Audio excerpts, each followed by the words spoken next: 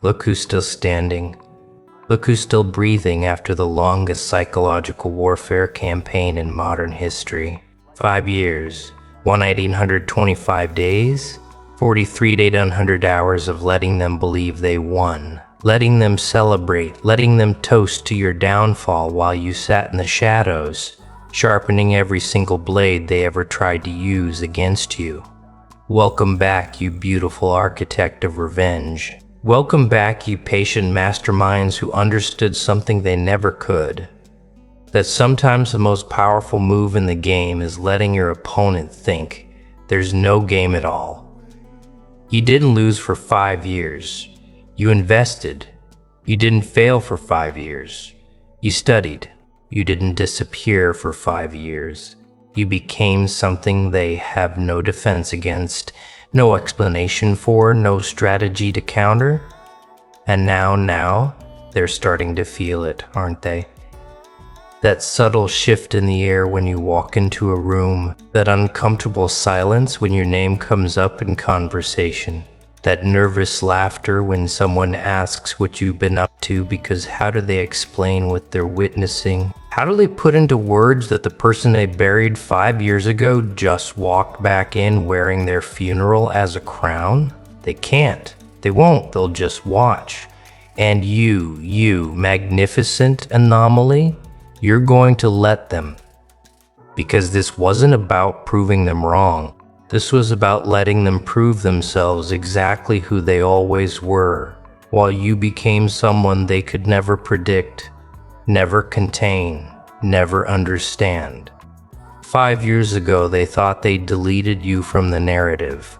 They thought they wrote you out of the story. But what they didn't realize is that you weren't a chapter in their book. You were writing an entirely different novel, and they were just extras in your origin story. Let's talk about what really happened during those 5 years, shall we? Because the version they tell themselves, the one where they won, where they moved on, where they forgot about you, that's the fairy tale they needed to sleep at night. But you and I both know the truth. They never stopped watching. They never stopped checking.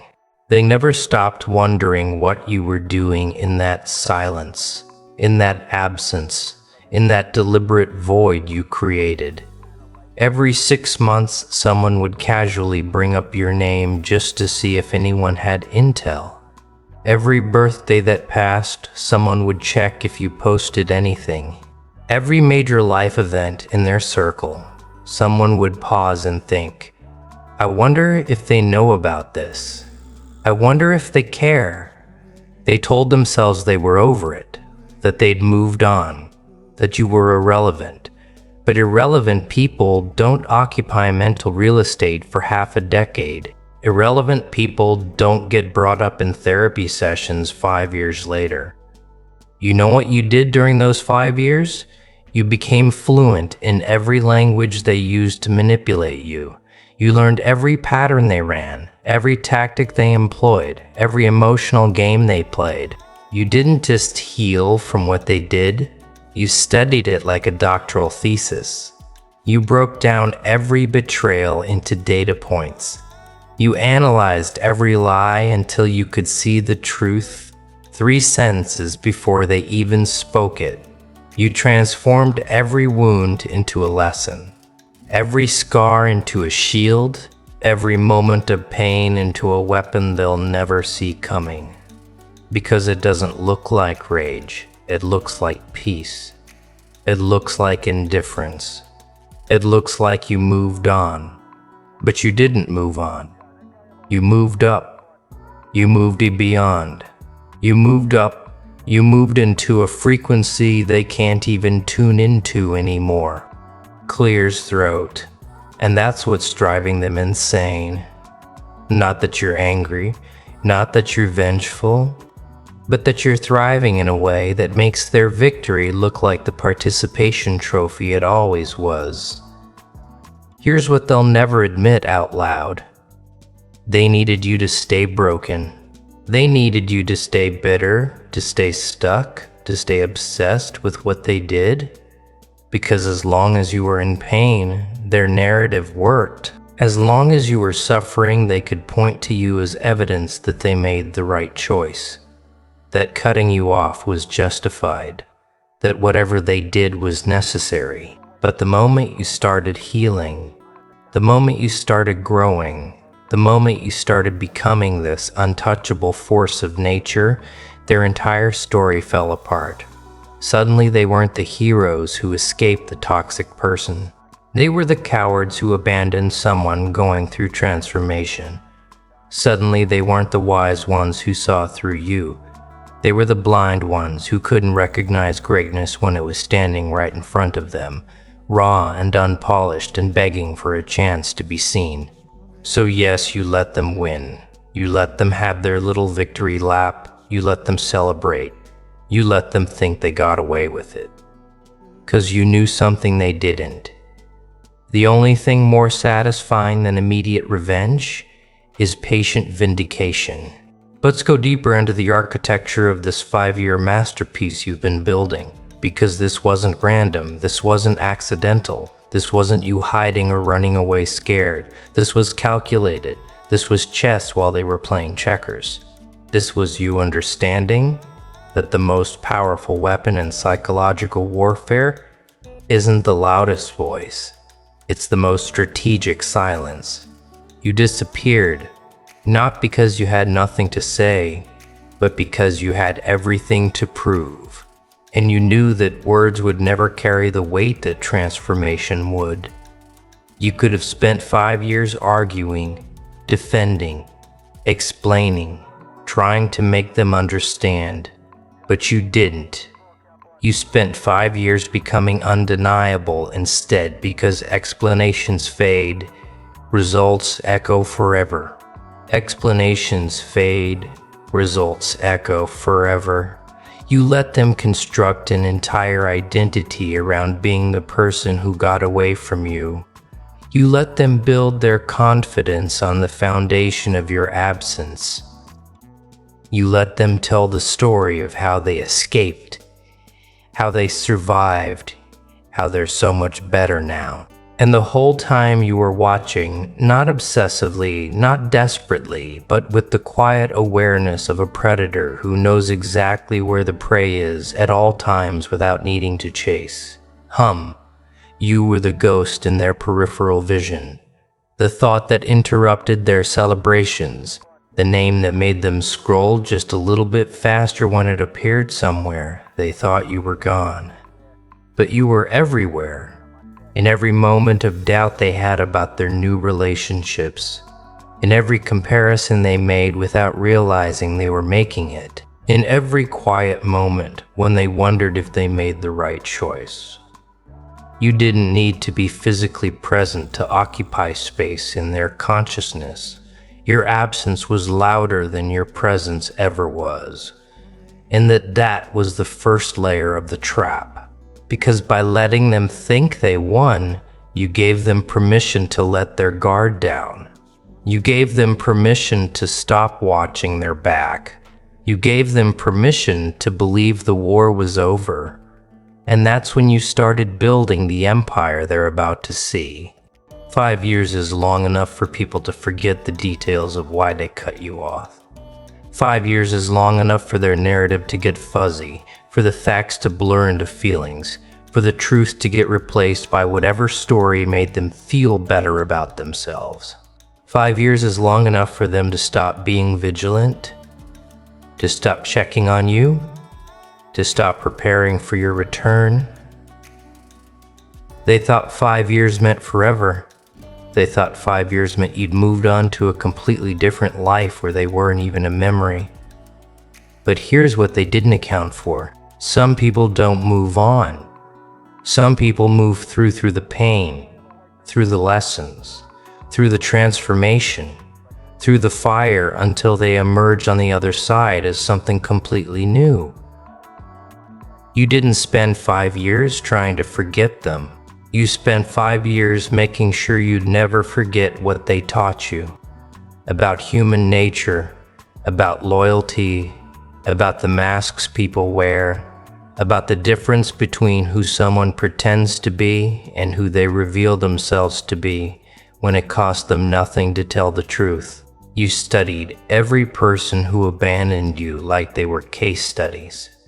You examined every friend who went silent, every ally who switched sides, every person who smiled in your face while sharpening knives behind your back.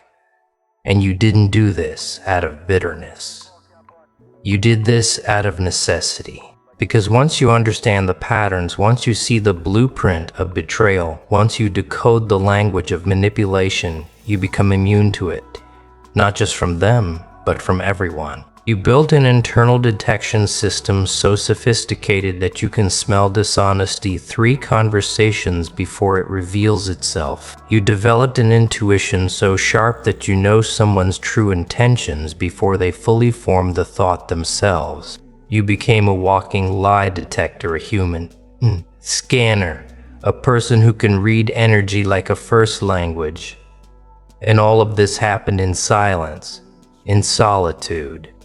In those 5 years when they thought you were defeated, they thought you were licking your wounds. You were cataloging theirs. They thought you were hiding. You were studying. They thought you were broken. You're being rebuilt by something far stronger than their validation ever was. Here's the part that's going to hurt them the most.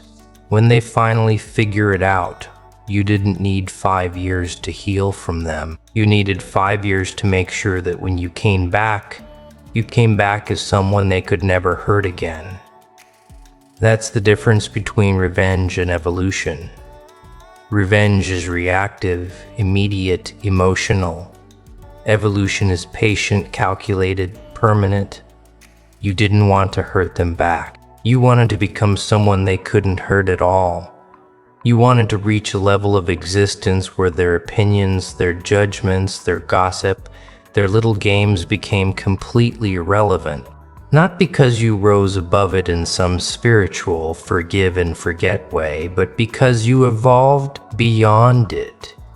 You became a different species. And now when they look at you, they're not seeing the person they used to know. They're seeing something that doesn't even register in their understanding of reality. They're seeing someone who operates on frequencies they can't tune into, who speaks languages they never learned, who moves through life with a confidence that isn't arrogance, but simply the natural result of knowing exactly who you are and refusing to apologize for it anymore. There's a moment happening right now in real time in their lives.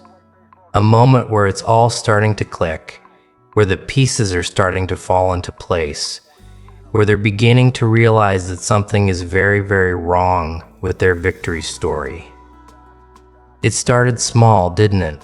A mutual friend mentions seeing you somewhere looking different, not broken, not struggling, different, put together, focused, glowing with something that doesn't come from external validation but from internal revolution. Then someone else brought you up in a completely unrelated context, talking about something you accomplished, something you built, something you became. And suddenly your name wasn't attached to the old stories anymore. It was attached to new ones, better ones, ones that didn't include them at all. That's when the first crack appeared in their narrative. Because if you're thriving, if you're successful, if you're happy, then what was the point of cutting you off? What exactly did they save themselves from? Then they made the mistake we both knew they would make. They looked, they checked, they scrolled, and what they found shattered the comfortable story they'd been telling themselves. They found someone who didn't look defeated. They found someone who didn't look angry. They found someone who looked free. Genuinely, authentically, terrifyingly free. Free from needing them. Free from needing anyone. Free from the validation they thought was essential to your survival. And that freedom, that's what's keeping them up at night now. Because people can handle you being sad without them. They can handle you struggling. They can even handle you being angry. But they cannot handle you being better, They cannot handle you thriving. They cannot handle you looking like the best decision you ever made was letting them walk away. Snorts. That's the moment when their victory starts tasting like ash in their mouths. That's the moment when they start questioning everything. That's the moment when your 5-year plan starts revealing itself and they realize they've been playing a game where you've been 10 moves ahead the entire time. Now they're watching more carefully. Now they're paying attention. Now they're asking questions they don't really want the answers to. How did they do that? When did that happen? Who are these new people in their life? What have they been doing for 5 years? And every answer they get makes them more uncomfortable because none of it fits the story they needed to believe. You were supposed to be stuck. You were supposed to be the cautionary tale. You were supposed to be the person they could point to and say, "See what happens when you don't listen to us, when you don't follow our advice, when you go your own way." But instead, you became the evidence that their way wasn't the only way, that their truth wasn't the universal truth, that maybe, just maybe, they were wrong about you. And being wrong about you means being wrong about themselves. It means questioning every decision they made. It means wondering if the life they built while you were gone is actually the life they wanted, or just the life that felt safe because you weren't in it challenging them anymore. Here's what's happening in their group chats, in their private conversations, in those late night talks. When defenses come down, your name is coming up more and more. Not with anger, with something worse, with curiosity, with concern, with that creeping feeling that they made a massive mistake. Someone will say they saw something you posted, something you said, something you did, and there will be silence, the kind of silence that speaks louder than any words, the kind of silence that says, "We all feel it, but we're afraid to admit it." Because admitting it means confronting something we're not ready to face. They'll laugh it off. They'll make a joke. They'll dismiss it. But when they're alone, when they're lying in bed at night, when they're stuck in traffic, when they have those unguarded moments where the truth sneaks past their defenses, they're thinking about you. They're wondering, they're calculating. They're realizing that the person they wrote off might have just written the most incredible comeback story they'll ever witness, and they're not in it. The beautiful irony is that you're not even trying to prove anything to them anymore. You're not posting for their attention. You're not living for their validation. You're not making moves to make them regret anything. You're simply existing at a level that makes their old judgments look ridiculous. You're simply being yourself, fully unapologetically, without the weight of their expectations or their limitation. And that authentic existence is more threatening to them than any revenge plot could ever be. Because revenge would give them permission to be victims again. Revenge would let them say, "See, we were right to cut them off. Look how bitter they are." But success, happiness, peace, there's no defense against that. There's no narrative they can spin that makes them look good when you're clearly doing better without them than you ever did with them. That's the checkmate. That's the moment when 5 years of silence becomes the loudest statement you've ever made. That's when letting them win becomes the ultimate victory. Let's talk about what you actually built during those 5 years. Because this is where the strategy becomes art. You didn't just improve yourself, you restructured your entire existence from the foundation up. You didn't just heal wounds, you redesigned your mental architecture so that those same wounds could never be inflicted again. You didn't just move on, you moved into an entirely different dimension of being. While they were having surface-level conversations and maintaining surface-level relationships and living surface-level lives, you were going deep into philosophy, into psychology, into understanding human behavior at a level that makes you dangerous in the best possible way. You learn how people work, why they lie, what they fear, what makes them loyal. You became a student of human nature while they remained actors in a script they didn't even know they were following. You built skills they didn't know you were building. You developed talents they didn't know existed. You created income streams they never imagined you could. You formed relationships with people who operate at frequencies they can't even comprehend. You didn't just level up. You changed games entirely. While they were playing the same old social hierarchy games, fighting for the same limited resources, competing for the same shallow victories, you found a completely different playing field where their rules don't apply, where their opinions don't matter, where their presence isn't required, or desired. You built an empire in exile. You became royalty in a kingdom they don't even know exists. And the most beautiful part, you did it all without announcing it, without bragging about it, without needing them to witness it to make it real. You became dangerous because your validation doesn't come from external sources anymore. It comes from internal knowing, from walking your path with integrity, from keeping promises to yourself, from becoming the person you always knew you could be if everyone would just get out of your way. The money you made, the body you built, the mind you sharpened, the spirit you strengthened, the network you created, the opportunities you manifested. None of it was about proving them wrong. It was about proving yourself right, about validating the voice inside you that always said you were capable of more. You were meant for more. You were built for more.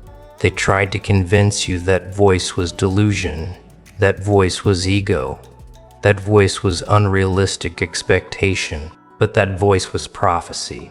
And 5 years later, the prophecy is manifested. You're not who they said you were. You are exactly who you always knew you could become. And the gap between their limited perception of you and your actualized reality is so vast that they can't bridge it. They can't make sense of it. They can't reduce it to luck or timing or circumstances. They have to face the uncomfortable truth that maybe, just maybe, they were the anchor. They were the limitation. They were the thing holding you back. You know what else you built? Emotional immunity. Not apathy, not coldness, but immunity. The ability to feel everything deeply without letting it control you.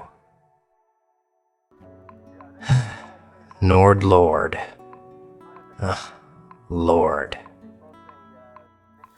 Lord, give it here.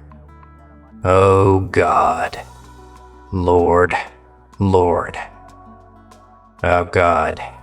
Lord, Lord. Lord, Lord. Lord, give me all.